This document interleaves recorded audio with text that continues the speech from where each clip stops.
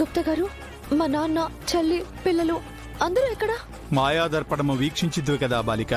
ఈ అరణ్యమున దిక్కులు తెలియక దిక్కుతోచని స్థితిలో చెట్టుకొకరు పుట్టకొకరుగా విడిపోయితిరి. అయితే మీ శక్తులు వాడి అందరిని ఇక్కడికి రప్పించండి. మీ దివ్య దృష్టితో చూసి వాళ్ళు ఎక్కడున్నారో కనిపెట్టండి. వలదు బాలిక.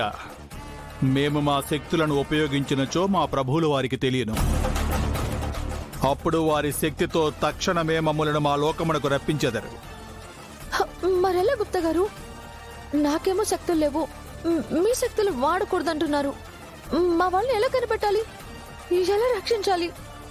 వేరొక మార్గము లేదు బాలిక. మన ఇరువరము చెరొక దిక్కుకు వెళ్లి వారిని వెతకవలెను. సాధారణ మానవుల వలె వారిని మనము కనుగొనవలెను. ఇంత అడవిలో వాళ్ళని ఎక్కడని వెతుకుతాం?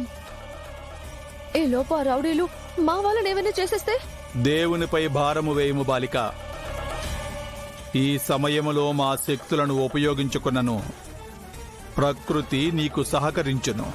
ఆ జగన్నాథుడే నీకు దారి చూపెదడు.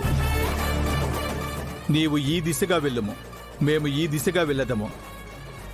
మీ వారు ఎవరు కనిపించినను ఈ వాహనముల వద్దకు తీసుకుని రమ్ము. సరే గుప్తా గారు, మీరు త్వరగా వెళ్ళండి. అటులనే.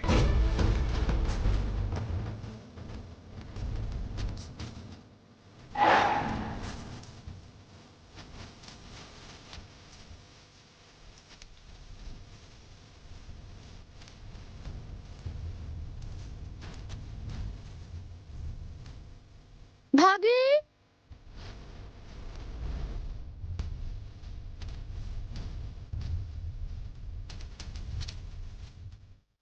ఆగండి,